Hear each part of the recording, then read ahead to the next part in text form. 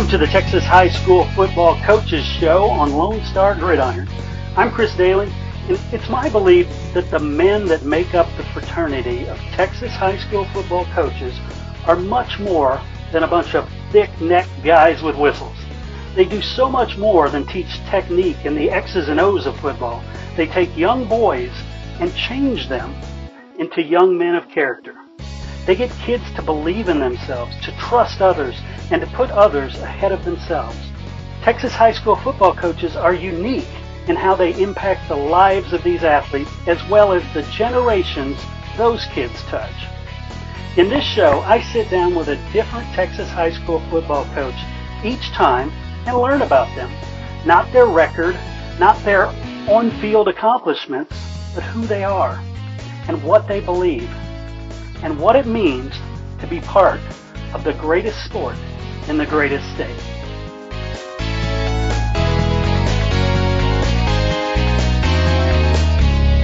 Hey everybody, welcome back to the Lone Star Gridiron Texas High School Football Coaches Show, Season 4, Episode 23. Yes, just one left after this one for this season. My guest this time is Coach David Branscom from San Antonio, Brandeis. I will introduce you to him right after this. Hey, I want to give a big thank you to this season's title sponsor, Mecca Sportswear, where they are all about celebrating achievement. They're honored that so many high schools, colleges, and universities have chosen Mecca's products to represent their institutions. Mecca supplies you with the very best in custom letter jackets, chenille letters, patches, blankets, banners, pins, certificates, and much more to motivate and celebrate achievement in athletics, academics, or the arts. They create high-quality custom awards that will fit your budget. To see why so many great schools around Texas choose Mecca Sportswear, call Sherry Armstrong or Billy Armstrong at 210-651-6592. Mecca Sportswear, the premier suppliers of letter jackets and awards for over 40 years. If you're looking for a quick and easy way to raise a bunch of money for your sports team, 99 Pledges is the best way for football teams and booster clubs to raise the most money with the least amount of effort. Donors can donate online. Each player gets their own donation page that they can share with their friends and family all over the country, like grandparents in Florida by email, text, Facebook, or any of the social media outlets. By going online with 99 Pledges, it's easy to spread the word about your fundraiser, keep everyone involved and informed. Because of this, 99 Pledges has seen teams raise over $30,000. And teams like the Katy Tigers have exceeded their fundraising goal. That's the best part. Teams keep an average of 95% of what they raise. Players don't have to go door to door or track down donations. They can save all that energy for where it counts, on the gridiron. Check them out at 99pledges.com. They are an excellent organization. You're going to be so glad that your next fundraiser is through these guys. All right, everybody join me in welcoming Coach David Branscom from San Antonio, Brandeis to the show. Coach, how are you doing? I'm doing great, Chris. Thanks for having me. Oh, you bet. So, in this show we talk about you, not your team. So this season in particular, I'm starting with when you first discovered the game of football. When I first discovered the game of football, I would have to say when I moved to Texas. I was in kindergarten, halfway through, from Arizona. Nice. And really got kind of indoctrinated in small town. Moved from Arizona to a small town northwest of Fort Worth in Jacksboro, Texas, and it just about everything anybody did at that age, if you were a boy 5 years old, you were going to find a football pretty quickly surrounded. You were surrounded by. Nice. So, did you stay in Jacksboro? I stayed in Jacksboro the entire time. Mom still lives there. Got some family still in that area. All right, so I take it you played high school ball there. Yes, sir. Nice. And when did you discover, hey, I might want to do this coaching thing as a full-time gig? Well, I think realistically, my coaches in high school got me to want to be a coach.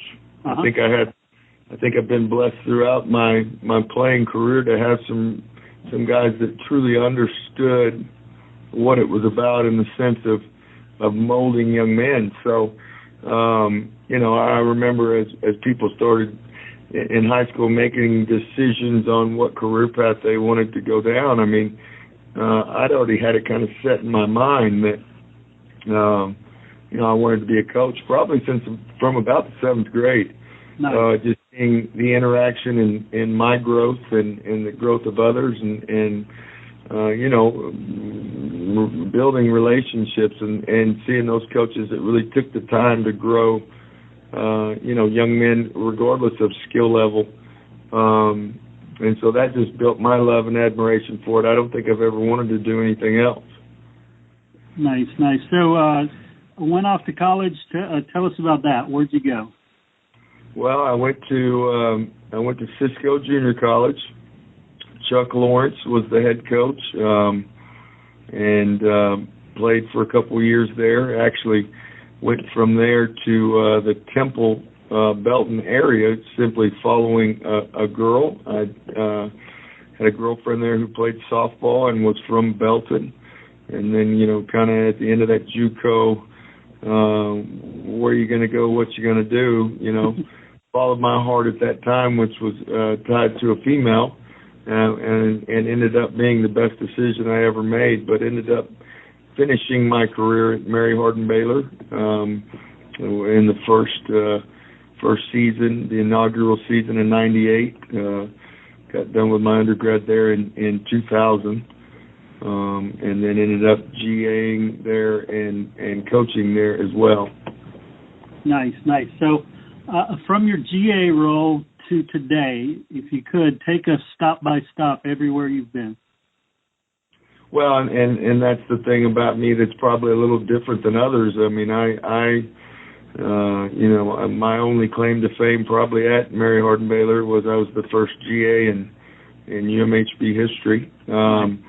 So I GA'd there from 01 through 03.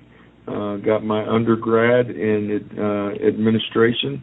Or got my master's in administration, and then became a full-time coach there in 2004, which not to do with anything about me and my coaching prowess, but first year we went to the national championship, and then ended up leaving there in the spring of 2015 to come to Brandeis.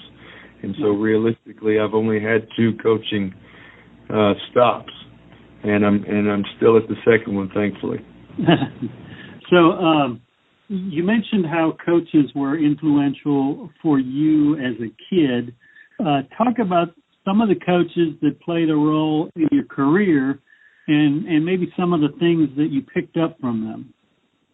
Well, and I think just what I said earlier, realistically, it started with those coaches. Jim Fryer was our head coach, a strong man of God, strong in his faith, strong in his family. And really kind of, ingrained those things into us.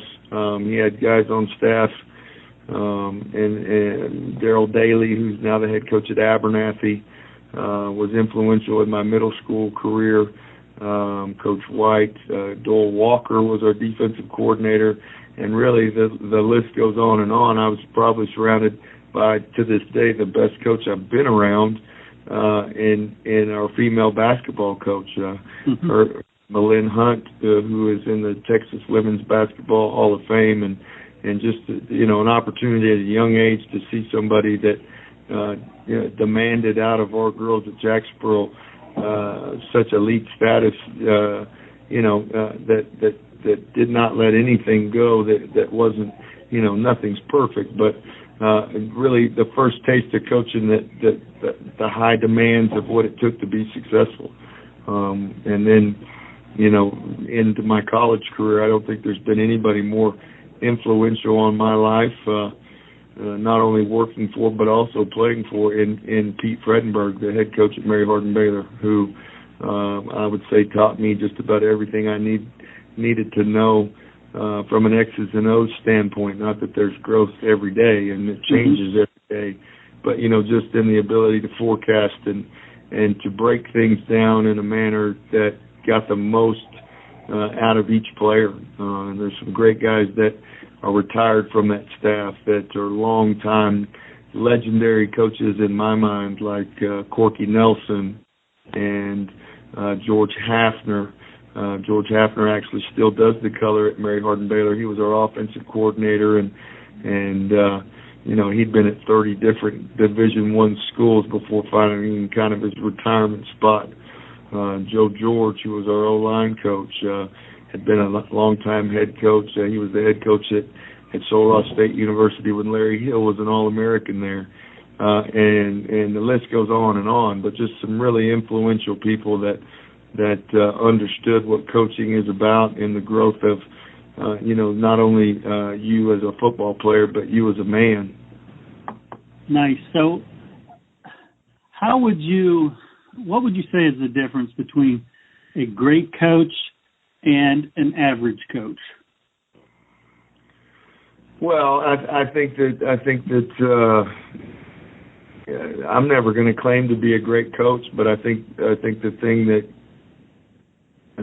that great coaches understand more than average coaches and their passion. I mean, obviously you don't get into coaching unless you're a competitor, but you control the result, and for so many coaches that's such a hard thing to grasp, just in the level of what it takes to prepare. I think that really separates the difference in great coaches and average coaches per se. It's an interesting story. When I first went to recruit at Mary Hardin Baylor, I had one of the coaches that I look up to.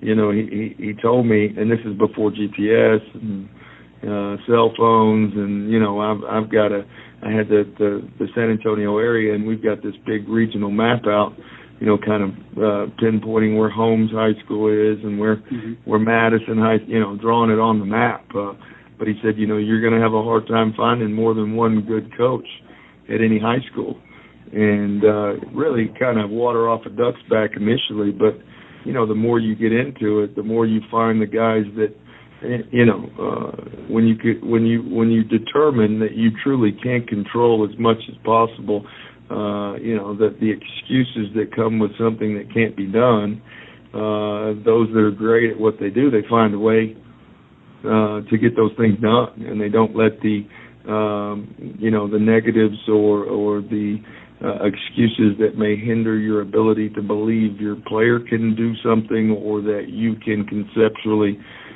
put something together, whether it's schematically or whether it's in the growth of just them as a servant leader. That's the big separation in my mind.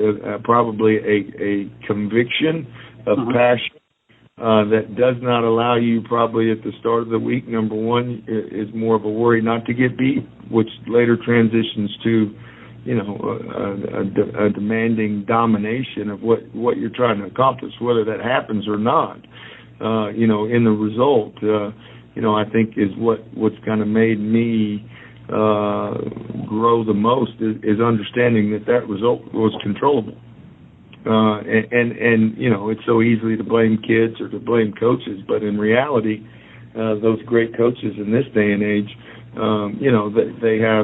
they have an understanding of that demanding mentality that doesn't settle for anything less and pushes the envelope on everything they can control. And that's forecasting as well, the issues that may arise just to put themselves in a position to be successful. I think that's the biggest proponent that I would say. Nice. So, wins and losses and rings aside, what would you say is the most important thing that a coach should do or be? whatever that kid needs. It's our responsibility to put kids first, and that role is constantly changing. The evolution of each age is different. And with those comes different demands. How I coached 5 years ago is different than how I coach now. Not because I'm softer or as we get older, it becomes harder to be as demanding.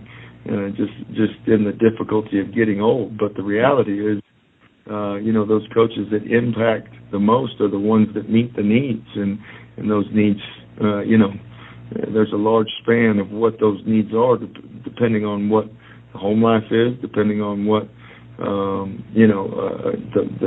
buttons that need to be pushed in the right manner. For years I never dealt with many kids with anxiety. At the collegiate level, I didn't deal with depression or as identifiable as I would say it is in this day and age. And so that in itself has to kind of scope, because in reality you want to get to the best result, and egotistically we do this in coaching to be competitive and to win, but the real wins are the coaches that identify the growth and mold young men to understand what they can be successful at, and those intangibles necessary to do it. And those that get that across to their players, in my mind, are the best coaches. Nice. So you talked about the role of coaches changing. Would you say that the kids are changing as well? Well, I don't think there's any doubt. Just with where we are in the information age, what I've heard so many coaches recently talk about, being in the present, because what we find is youth these days that are connected to so many things, yet for the most part not present where their feet are. Right. And so just in the growth, like this spring, a big part of what we're trying to push, obviously, is that player-led team. A team of destiny is what the goal is, and that comes from a core group of young men that believe, and that's easy to say, and that's in your culture, but it's so hard compared to what I believe it was years ago to get somebody just to get outside themselves. And I'm not saying I got a good idea on what the percentage of anxiety or different nuances that bring these inadequacies out in us. We all have them. We all have something that holds us back. But I think that we're in a day and age that they're attached to so many things. And visually that so many times it's hard for them to be present, and so that in and of itself is a different style of kid. Style is not the right word, but it's constantly evolving, just like the sport, in my opinion. And it will continue to as we move forward. It's constantly changing.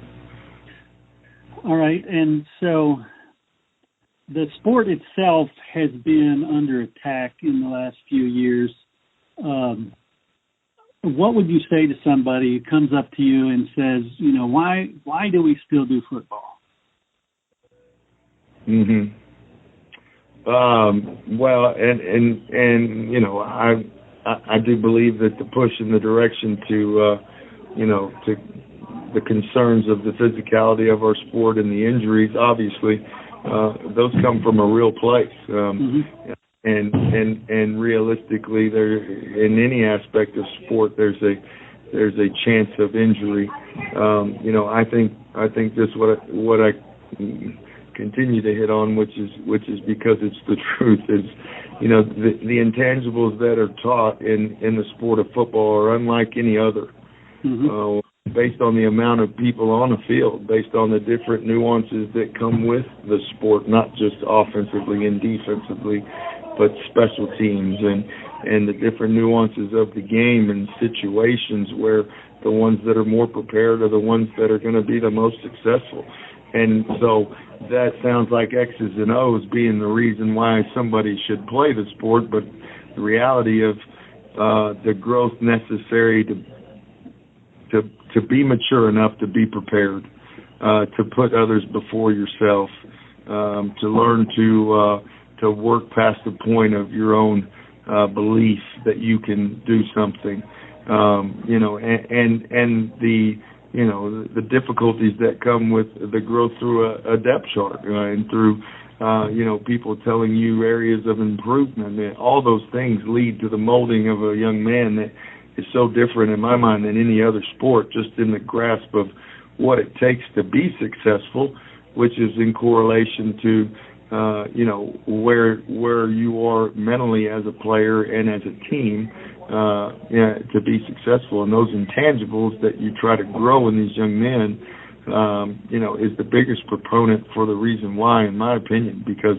these things that you teach in these intangibles in football are relative to the intangibles that you try to teach in being a successful businessman or being a successful father, and the hardships that come with it, and the difficulties in life. We constantly talk about how to maximize your time, because when you get in the real world and you've got kids and you've got a mortgage and you've got a boss, you're going to find very little time that's your time. And learning to maximize that time now, develops those intangibles that helps them move on and be successful. I'm not saying that you don't get that from other sports. I just think at the level in which football is played, with the amount of people on the field, it only opens up those channels of growth that you have to be successful in life, to understand what's right and wrong, to put others before yourself. That makes it a great sport to play and coach, but also in the rearing of those student athletes to be successful men in the real world. Amen. Now let's talk about you and your career a little bit. What are some personal wins in your history as a coach? Personal wins in my history as a coach. Well, I think the biggest personal win was a lot of what we've talked about today in the understanding of what it takes to be successful. I tell kids a lot that I didn't figure out what it took to be successful in life till I was about 28 years old. And the reality of where I was at 28 was a young full-time college coach who had gotten to a point based on the push and growth of a head coach that, it was either get on or get off. Either learn to constantly forecast, not only in your position, but schematically, not only in their grades, but what it took to be successful. And it took me a long time to understand that, because especially in this day and age, you find that anytime somebody is corrected, your first response is a defense mechanism. So, I would say my biggest personal win in coaching was just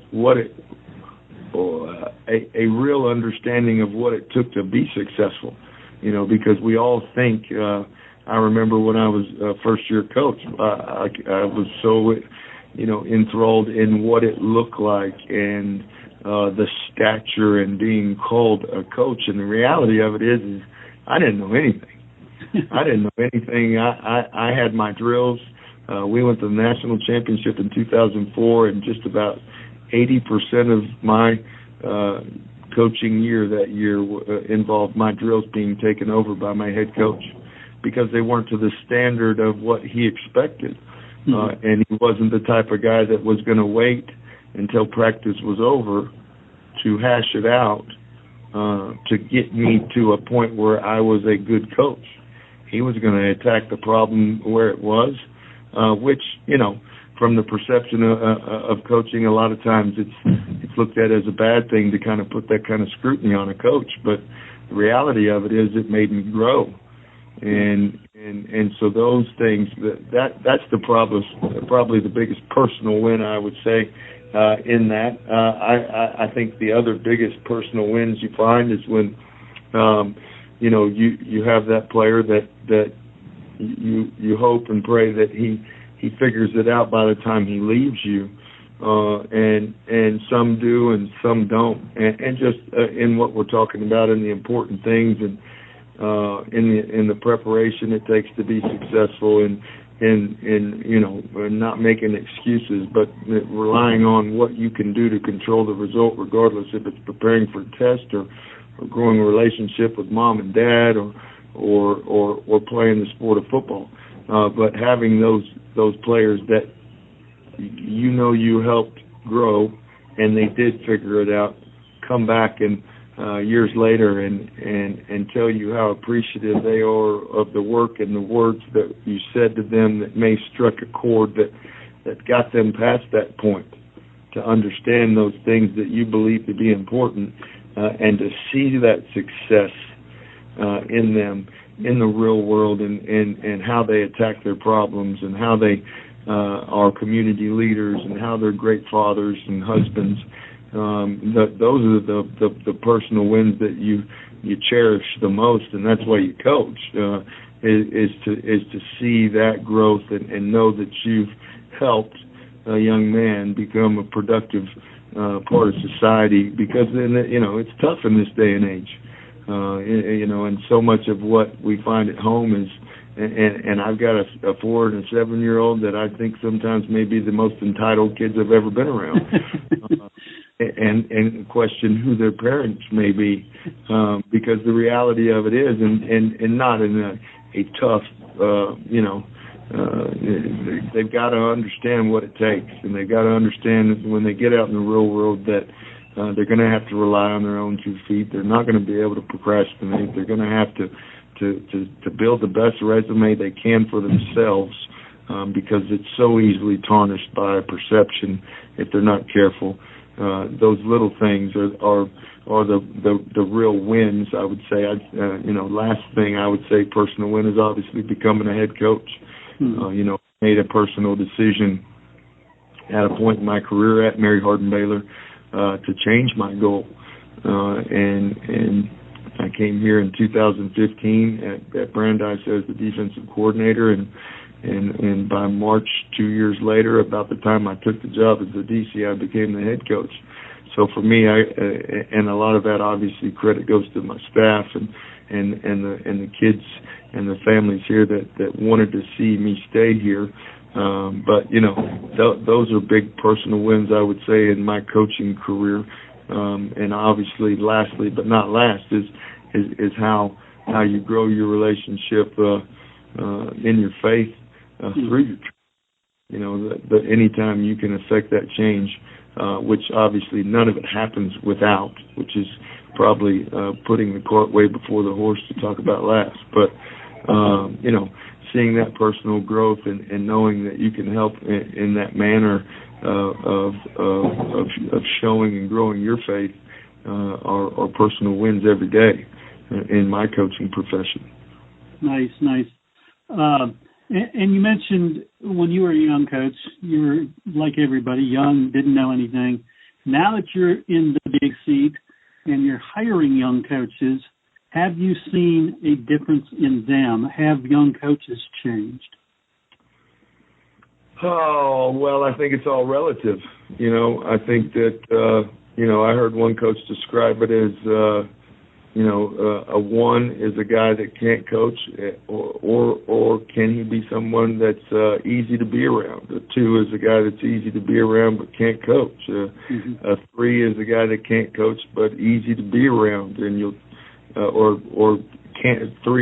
can coach but not easy to be around, which you'd take a 3 over a 2 any day of the week.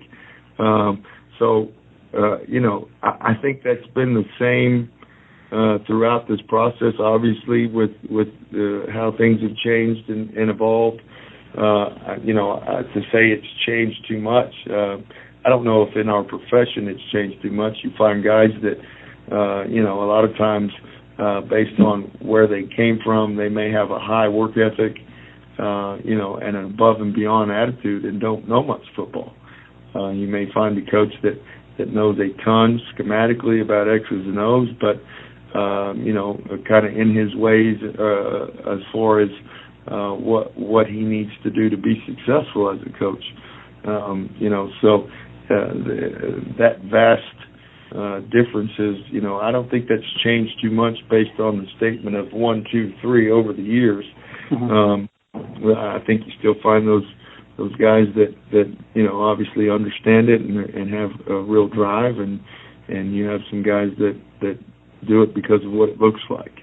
And so you've got to, obviously, in my position, make sure, especially when you're bringing a coach into a community like Brandeis, just like any other place. I mean, obviously they love where they're at, but you've got to be careful that you add value to your staff, and not only from an egotistical standpoint of winning, but who you put in front of your kids that's building your culture.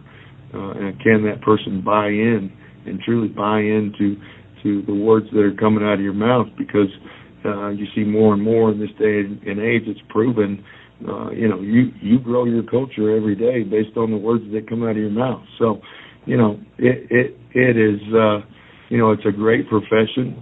I think there's, some of us have to be in a position where we're pushed by a guy like Pete Fredenberg to get to an understanding of what it takes to be successful. Some of us are born with it, and that purpose, that drive, that conviction. And I'm not saying that I didn't have the conviction for it. Maybe I needed a broader scope and better picture of what that looks like. And some of us, that's the best way to learn, is to see it visually. So, I think there's still a vast amount of good quality coaches, especially here in the state of Texas, that for the most part understand what it takes to be successful or knowledgeable football-wise. You look at just the success of Texas in high school. You're not going to have that without good quality coaches. Amen. Coach David Branscom, I want to thank you so much for sitting down with me and sharing a little bit of your insight. Absolutely. It was a pleasure.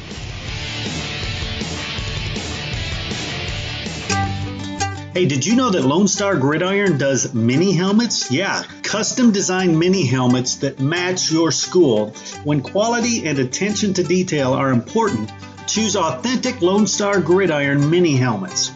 Our library currently has hundreds of different Texas high school football teams. If you don't see your helmet, reach out to us about creating one. And hey, they make the coolest fundraisers for your booster clubs. Go to LoneStarGridiron.com and look for mini helmets on the top menu bar. Once again, I want to thank Coach David Branscom for sitting down, sharing a little bit of his story with me. And I want to thank you guys for tuning in. Do me a favor and please go out and support these sponsors. They are the reason I am able to bring this show to you each and every week during the off season for the past several years. And we definitely want to keep that up. Until next time, I'm Chris Daly, and we'll see you at the game.